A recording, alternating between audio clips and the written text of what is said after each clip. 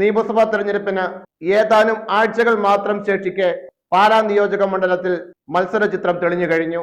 ഇടതുമുന്നണിക്ക് വേണ്ടി കേരള കോൺഗ്രസ് മാണി വിഭാഗം ചെയർമാൻ ജോസ് കെ മാണി എംപിയും, UDFിന് വേണ്ടി നിലവിലെ MLA മാണി സി കാപ്പനും, NDAക്ക് വേണ്ടി BJPയുടെ സംസ്ഥാന ഉപാധ്യക്ഷനും പൂഞ്ഞാർ പുലി PC ജോർജിന്റെ മകനുമായ ഷോൺ ജോർജുമാണ് മത്സരിക്കുക. നമുക്കറിയാം, പാലാ എന്നാൽ കേരള കോൺഗ്രസുകാരുടെ ഒരു തട്ടകമാണ്. അവരുടെ കോട്ടയായാണ് പാലാ അറിയപ്പെട്ടിരുന്നത്.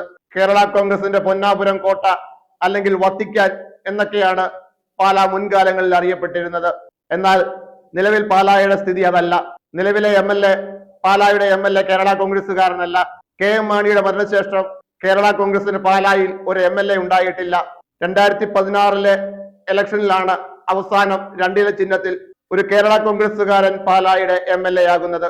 അത് KM മാണി ആയിരുന്നു. അതിനുശേഷം അദ്ദേഹത്തിന്റെ മരണശേഷം നടന്ന ഉപതെരഞ്ഞെടുപ്പിൽ KM മാണിയുടെ പാർട്ടിയുടെ സ്ഥാനാർത്ഥിയായിരുന്ന ജോസ് ടോം പുലിക്കുന്നിനെ തോൽപ്പിച്ച് മാണി സി കാപ്പൻ ആദ്യമായി പാലായുടെ MLA ആയി. അതിനുശേഷം 2021 നടന്ന പൊതു തെരഞ്ഞെടുപ്പിൽ വീണ്ടും മാണി സി കാപ്പൻ KM മാണിയുടെ മകനും പാർട്ടി ചെയർമാനുമായ ജോസ് കെ മാണിയെ 15,000 വോട്ടുകൾക്ക് പരാജയപ്പെടുത്തി വീണ്ടും MLA ആയി. ഇതാണ് നിലവിലെ പാലായുടെ ഇപ്പോഴത്തെ രാഷ്ട്രീയം. നിങ്ങൾ ഓർക്കുന്നുണ്ടെന്ന് തോന്നുന്നു, കോട്ടയം ജില്ലയിൽ 10 നിയോജക മണ്ഡലങ്ങളാണ് ഉണ്ടായിരുന്നത്. ഈ മണ്ഡല പുനർനിർണയം കഴിഞ്ഞപ്പോൾ 10 എന്നുള്ളത് 9 ചുരുങ്ങി. മൊത്തം മണ്ഡല പുനർനിർണയം നടന്നപ്പോൾ കോട്ടയം ജില്ലയിൽ ഒരു നിയോജക മണ്ഡലം ഇല്ലാതായി. മണ്ഡലങ്ങളുടെ രൂപഭാവങ്ങൾക്ക് വ്യത്യാസം വന്നു. അങ്ങനെ പൂഞ്ഞാർ നിയോജക മണ്ഡലത്തിൽ നിന്ന് പാലായിലേക്ക് കൂട്ടിച്ചേർക്കപ്പെട്ട 6 പഞ്ചായത്തുകളാണ് ഇപ്പോൾ പാലാ നിയോജക മണ്ഡലത്തിലുള്ളത്. ഈ 6 പഞ്ചായത്തുകൾ NDA സ്ഥാനാർത്ഥിയായി മത്സരിക്കുന്ന ഷോൺ ജോർജിനും അദ്ദേഹത്തിന്റെ പിതാവ് PC ജോർജിനും ശക്തമായ സ്വാധീനമുള്ള പ്രദേശങ്ങളാണ്. PC ജോർജ് പണ്ട് സ്ഥിരമായി മത്സരിച്ച് വിജയിച്ചിരുന്ന പൂഞ്ഞാർ നിയോജക മണ്ഡലത്തിന്റെ ഭാഗങ്ങളായിരുന്നു ഒരു കാലത്ത് ഈ 6 പഞ്ചായത്ത്. ഈ 6 പഞ്ചായത്തുകൾ ഏതൊക്കെയാണെന്ന് നമുക്കൊന്ന് പരിശോധിക്കാം. 1 മൂന്നിലവ്, 2 മേലുകാവ്, 3 തലപ്പലം, 4 തലനാട്, 5 കടനാട്, 6 ഭരണങ്ങാനം. ഇങ്ങനെ 6 പഞ്ചായത്തുകളാണ് പൂഞ്ഞാറിൽ നിന്ന് പാലായിലേക്ക് മാറ്റപ്പെട്ടത്. പാലായിലെ മറ്റ് പഞ്ചായത്തുകൾ ഏതൊക്കെയാണെന്ന് നമുക്ക് നോക്കാം.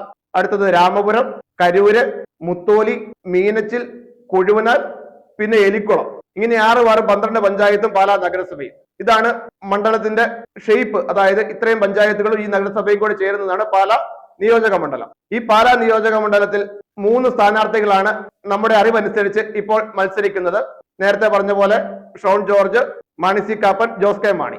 കഴിഞ്ഞ തവണ BJP സ്ഥാനാർത്ഥിക്ക് കിട്ടിയത് 10,000 വോട്ടുകളാണ്. BJPയുടെ സ്ഥാനാർത്ഥിയായി മത്സരിച്ചിരുന്നത് ഡോക്ടർ പ്രമീള ദേവി എന്നൊരു വ്യക്തിയായിരുന്നു. അതിനു മുൻപ് നടന്ന ഉപതെരഞ്ഞെടുപ്പിൽ മാണി സി കാപ്പൻ ആദ്യമായി വിജയിച്ച ഉപതെരഞ്ഞെടുപ്പിൽ മത്സരിച്ചിരുന്നത് BJPയുടെ ജില്ലാ പ്രസിഡന്റ് ആയിരുന്ന N ഹരിയായിരുന്നു. അദ്ദേഹത്തിന് അന്ന് ലഭിച്ചത് 14,000 വോട്ടുകളായിരുന്നു. അതിനു മുൻപ് KN മാണി 4,700 വോട്ടുകൾക്ക് വിജയിച്ച 2016 തെരഞ്ഞെടുപ്പിൽ BJP സ്ഥാനാർത്ഥിയായി മത്സരിച്ചത് ഇതേ N ഹരി തന്നെയായിരുന്നു. അന്ന് അദ്ദേഹത്തിന് ലഭിച്ചത് 24,000 വോട്ടുകളായിരുന്നു. അടുത്ത കാലത്ത് പാലാ നിയോജക മണ്ഡലത്തിൽ ഒരു BJP സ്ഥാനാർത്ഥിക്ക് കിട്ടിയ ഏറ്റവും കൂടിയ വോട്ടുകളാണ് ആ 24,000 വോട്ടുകൾ. ആ 24,000 വോട്ടുകൾ എന്ന് പറയുന്നത് BJPക്ക് ലഭിക്കുന്ന കറതീർന്ന BJP പാർട്ടി വോട്ടുകളാണ്.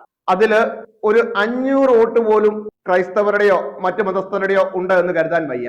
ഈ 24,000 വോട്ടുകളും പൂർണ്ണമായും BJP പാർട്ടി വോട്ടുകളാണ്. ഈ 24,000 വോട്ട് പ്ലസ് PC ജോർജിന് സ്വാധീനമുള്ള ഈ 6 പഞ്ചായത്തുകള്, അവിടെ നിന്ന് ഷോൺ ജോർജ് പിടിക്കുന്ന വോട്ടുകൾ, ഇത് രണ്ടും കൂടെ കൂടിച്ചേർന്നാൽ ഏകദേശം ഒരു 45,000 50,000 വോട്ടുകൾ ഷോൺ ജോർജ് പിടിക്കാൻ സാധ്യതയുണ്ട്. ഈ 45,000 50,000 വോട്ടുകൾ പിടിക്കുന്ന ആള് ഒരു 90-95% 2026 മുതൽ പാലായുടെ MLA ആയിരിക്കും. BJPയുടെ സ്വാധീനമുള്ള പാലാ നിയോജക മണ്ഡലത്തിലെ മറ്റ് പഞ്ചായത്തുകൾ ഏതൊക്കെയാന്ന് നോക്കിയാൽ മീനച്ചിലും മുത്തോലിയുമാണ്. മുത്തോലി കഴിഞ്ഞ തവണ BJP ഒറ്റയ്ക്ക് ഭരിച്ചിരുന്ന പഞ്ചായത്താണ്. അതിന്റെ അടുത്തുള്ള പഞ്ചായത്താണ് മീനച്ചിൽ. മീനച്ചിലും അത്യാവശ്യം BJPക്ക് സ്വാധീനമുള്ള ഒരു പ്രദേശമാണ്. അതുപോലെ പാലാ നഗരസഭയുടെ കുറച്ച് ഭാഗങ്ങൾ അവിടെയും BJPക്ക് സ്വാധീനമുള്ള പ്രദേശങ്ങളാണ്. ഒരു തവണ താമര ചിഹ്നത്തില് BJPയുടെ കൗൺസിലർ പാലായിൽ വിജയിച്ചിട്ടുണ്ട്. അപ്പോൾ ഈ PC ജോർജിന്റെ സ്വാധീന പ്രദേശങ്ങളിൽപ്പെട്ട 6 പഞ്ചായത്തുകൾ, BJPക്ക് സ്വാധീനമുള്ള 2 പഞ്ചായത്തുകൾ, പാലാ നഗരസഭ, മറ്റ് പഞ്ചായത്തുകൾ, ഇവിടെ നിന്നുള്ള വോട്ടുകൾ പൂർണ്ണമായും താമര ചിഹ്നത്തിൽ വീണാൽ ഷോൺ ജോർജിന് ഒരു 45,000 50,000 വോട്ടുകൾ വരെ കിട്ടാൻ സാധ്യതയുണ്ട്. ത്രികോണ മത്സരം നടക്കുന്ന സ്ഥിതിക്ക് ഒരു 45,000-ന് മുകളിൽ വോട്ട് പിടിക്കുന്ന സ്ഥാനാർത്ഥി തീർച്ചയായും വിജയിക്കാനാണ് സാധ്യത. ഇനി ഈ ഷോൺ ജോർജ് പിടിക്കുന്ന വോട്ടുകൾ ആർക്കൊക്കെ കിട്ടേണ്ടിയിരുന്ന വോട്ടുകളാണ് എന്ന് നമുക്കൊന്ന് പരിശോധിക്കാം. സ്വാഭാവികമായും പാലായുടെ രാഷ്ട്രീയം അറിയാവുന്ന എല്ലാവർക്കും അറിയാം, ഷോൺ ജോർജും അദ്ദേഹത്തിന്റെ പിതാവ് PC ജോർജും ആജന്മ മാണി ശത്രുക്കളാണ്. മാണി സി കാപ്പൻ വിജയിച്ച 2 തെരഞ്ഞെടുപ്പുകളിലും ഇവരുടെ വോട്ടുകൾ മാണി സി കാപ്പനാണ് ലഭിച്ചത്. കഴിഞ്ഞ തവണ മാണി സി കാപ്പൻ 15,000 വോട്ടുകൾക്ക് വിജയിക്കുമെന്ന് പ്രവചിച്ച ഒരേ ഒരു വ്യക്തി PC ജോർജ് ആയിരുന്നു. അവരുടെ സ്വാധീന പ്രദേശങ്ങളിലെ അവരുടെ വോട്ടുകളെല്ലാം ലഭിച്ചിരുന്നത് മാണി സി കാപ്പനായിരുന്നു. സ്വാഭാവികമായും ആ വോട്ടുകൾ ഇത്തവണ മാണി സി കാപ്പന് ലഭിക്കാതെ വരും. അങ്ങനെ വരുമ്പോൾ അതിൽ ഏറ്റവും കൂടുതൽ നഷ്ടം സംഭവിക്കുക ഒരുപക്ഷെ മാണി സി കാപ്പനായിരിക്കും. ഇടതുമുന്നണിയുടെ ബഹുഭൂരിപക്ഷം വോട്ടുകൾ മാണി സി കാപ്പനാണ് നേടിയിരുന്നത്. ഇത്തവണയും അതുപോലെ തന്നെ സംഭവിക്കാനാണ് സാധ്യത. കാരണം പാലാ നഗരസഭയിലെ മറ്റ് പഞ്ചായത്തുകളിലും ഈ CPM-ഉം CPI-യും കേരള കോൺഗ്രസും തമ്മിലുള്ള ബന്ധം അത്ര സുഖകരമല്ല. നമ്മൾ പാലാ നഗരസഭയുടെ തെരഞ്ഞെടുപ്പ് ചിത്രം പരിശോധിച്ചാൽ ഇത്തവണ പാലാ നഗരസഭയില് ഇടതുമുന്നണി എന്ന് പറയുന്നത് കേരള കോൺഗ്രസ് മാണി വിഭാഗം മാത്രമാണ്. കഴിഞ്ഞ തവണ 6 നഗരസഭാ അംഗങ്ങൾ CPM-നുണ്ടായിരുന്നു. CPM-നും CPI-ക്കും കൂടെ ഉണ്ടായിരുന്നു. 4 CPM-നും 2 CPI-ക്കും. അങ്ങനെ 6 അംഗങ്ങൾ കഴിഞ്ഞ തവണ CPM-നും CPI-ക്കും പാലാ നഗരസഭയിൽ ഉണ്ടായിരുന്നു. ഇത്തവണ അത് വട്ടപ്പൂ. അതായത് ഒരു കേരള കോൺഗ്രസുകാരനും ഇത്തവണ നഗരസഭാ തെരഞ്ഞെടുപ്പിൽ CPM-നും CPI-ക്കും വോട്ട് ചെയ്തില്ല. ബലമോ നഗരസഭാ തെരഞ്ഞെടുപ്പിൽ ഈ CPM-നും CPI-ക്കും വട്ടപൂജ്യം അംഗങ്ങളാണ് പാലായിലുള്ളത്. മറ്റ് പഞ്ചായത്തുകളിലേക്ക് വന്നാലും ഏകദേശം അവസ്ഥ ഇതൊക്കെ തന്നെയാണ്. മാത്രമല്ല ചരിത്രത്തിൽ ആദ്യമായി അരിവാൾ ചുറ്റിക നക്ഷത്രത്തിൽ മത്സരിച്ച ഒരു കൗൺസിലർ പാലായുടെ നഗരസഭാ ചെയർമാൻ ആകുന്ന ഘട്ടത്തിൽ ജോസ് കെ മാണി ഇടപെട്ട് ആ നീക്കം വെട്ടിക്കളയുകയും തൽഫലമായി ബിനു പുളിക്കക്കണ്ടം എന്ന അവരുടെ കൗൺസിലർ പാർട്ടിക്ക് പുറത്തു പോകുകയും ചെയ്യേണ്ട ഒരു സാഹചര്യം വന്നു. അന്ന് സ്വതന്ത്രയായി വിജയിച്ച ജോസിൻ ബിനോ എന്നൊരു സ്ത്രീയായിരുന്നു നഗരസഭാ ചെയർപേഴ്സൺ ആയത്. ഇങ്ങനെയൊക്കെയുള്ള ഈ സംഭവങ്ങളുടെ പശ്ചാത്തലത്തിൽ ജോസ് കെ മാണിയും അല്ലെങ്കിൽ മാണി ഗ്രൂപ്പും പാലായിലെ ഇടതുമുന്നണിയും തമ്മിൽ മാനസികമായ അകൽച്ചയിലാണ്. നേതാക്കൾ തമ്മിൽ അത്ര പ്രശ്നങ്ങളില്ലെങ്കിലും അവരുടെ സാധാരണ പ്രവർത്തകരും ഇടതുമുന്നണിയുടെ CPM-ന്റെയും CPI-യുടെയും പ്രവർത്തകരും തമ്മിൽ അത്ര യോജിപ്പിലല്ല.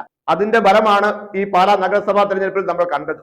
അപ്പോൾ ഞാൻ പറഞ്ഞു വരുന്നത് ഈ ഇടതുമുന്നണിയുടെ മുഴുവൻ 100% വോട്ടുകളും ജോസ് കെ മാണിക്ക് ലഭിക്കുമെന്ന് പ്രതീക്ഷിക്കാൻ കഴിയത്തില്ല. അത് മാണി സി കാപ്പനിലേക്കായിരിക്കും പോവുക. കാരണം മാണി സി കാപ്പൻ വർഷങ്ങളായിട്ട് അവരുടെ കൂടെ നടക്കുകയും അവരുടെ കൂടെ പ്രവർത്തിക്കുകയും ഒക്കെ ചെയ്തിരുന്ന വ്യക്തി. ആ ഒരു ബന്ധം മാണി സി കാപ്പനും ഇടതുമുന്നണിയും തമ്മിൽ ഇപ്പോഴും നിലവിലുണ്ട്. മാത്രമല്ല ജോസ് കെ മാണി എന്ന് പറയുന്നത് ഒരു സാധാരണ രാഷ്ട്രീയക്കാരനല്ല. അതായത് രാഷ്ട്രീയ പ്രവർത്തനം ചെറുപ്പത്തിലേ തുടങ്ങി പൊതുമണ്ഡലത്തിലേക്ക് വന്ന വ്യക്തിയല്ല. അദ്ദേഹം ഒരു സുപ്രഭാതത്തിൽ അപ്പന്റെ നിഴലിൽ രാഷ്ട്രീയത്തിലേക്ക് വന്ന വ്യക്തിയാണ്. അദ്ദേഹത്തിന് സാധാരണക്കാരുമായി അത്രയും ബന്ധമില്ല. അദ്ദേഹം വലിയ വലിയ കോളേജുകളിലും സ്കൂളിലൊക്കെ പഠിച്ച് വലിയ ഉദ്യോഗസ്ഥനായിരുന്നു. ഒരു സുപ്രഭാതത്തിൽ അതൊക്കെ ഉപേക്ഷിച്ച് രാഷ്ട്രീയത്തിലേക്ക് വന്ന് MP ആയി. അത് കഴിഞ്ഞ് രാജ്യസഭയിലേക്ക് പോയി. പിന്നെ പാലാ നിയോജക മണ്ഡലത്തിൽ മത്സരിച്ച് പരാജയപ്പെട്ടു. അതാണ് അദ്ദേഹത്തിന്റെ ചരിത്ര പശ്ചാത്തലം. മാണി സി കാപ്പനോ അല്ലെങ്കിൽ സ്റ്റോൺ ജോർജോ ഒന്നും അങ്ങനെയല്ല. അവർ ചെറുപ്പം തൊട്ടേ രാഷ്ട്രീയത്തിലൂടെ പ്രവർത്തിച്ച് ജനങ്ങളുമായി സംവദിച്ച് അവരുടെ പ്രശ്നങ്ങൾ മനസ്സിലാക്കി വളർന്നു വന്ന രാഷ്ട്രീയ നേതാക്കളാണ്. അപ്പോൾ ഈ ഒരു വ്യത്യാസം ജോസ് കെ മാണിയുമായി ഈ 2 സ്ഥാനാർത്ഥികൾക്കുമുണ്ട്. അപ്പോൾ ഈ മാണി സി കാപ്പന് ലഭിച്ചിരുന്ന വോട്ടുകൾ സ്റ്റോൺ ജോർജ് പിടിക്കുകയും ജോസ് കെ മാണിക്ക് ലഭിക്കേണ്ട വോട്ടുകൾ മാണി സി കാപ്പൻ പിടിക്കുകയും അതിൽ ഒരു വിഭാഗം വോട്ടുകൾ ഷോണിലേക്ക് പോവുകയും ചെയ്യാനൊക്കെയുള്ള ഒരു സാധ്യത നമുക്ക് തള്ളിക്കളയാൻ കഴിയില്ല. അതിനാണ് സാധ്യത കൂടുതൽ. അപ്രകാരം സംഭവിച്ചാൽ ഞാൻ ആദ്യം പറഞ്ഞ പോലെ ചരിത്രത്തിൽ ആദ്യമായി പാലായിൽ താമര വിരിയും. ഇത് എന്റെ ഒരു നിരീക്ഷണമാണ്. പക്ഷെ ഇത് ഇങ്ങനെ സംഭവിക്കില്ല, അല്ലെ ഇത് ശുദ്ധ മണ്ടത്തരമാണ് എന്ന് പറയാൻ ഒരിക്കലും കഴിയത്തില്ല. വസ്തുതകൾ ഇങ്ങനെയാണ്, കണക്കുകൾ ഇങ്ങനെയാണ്. നമുക്ക് ഒരു കാര്യം പ്രവചിക്കുമ്പോൾ അല്ലെ മുൻകൂട്ടി പറയുമ്പോൾ കണക്കുകളുടെ പിൻബലത്തിൽ വേണം ആ നിരീക്ഷണങ്ങൾ അവതരിപ്പിക്കാൻ. പിന്നെ ജനങ്ങളുടെ മനസ്സിലുള്ളത് എന്താണെന്ന് നമുക്ക് പൂർണ്ണമായും മനസ്സിലാക്കാൻ കഴിയില്ല. എന്നാലും കണക്കുകൾ പ്രകാരം ഇങ്ങനെയൊക്കെ സംഭവിക്കാനാണ് സാധ്യത. അത് ഒരുപക്ഷെ ഷോണിന് അനുകൂലമാകാം. അങ്ങനെയെങ്കിൽ നേരത്തെ പറഞ്ഞ പോലെ ചരിത്രത്തിൽ ആദ്യമായി പാലായിൽ താമര വിരിയും. ഷോൺ പാലായുടെ MLA ആകും.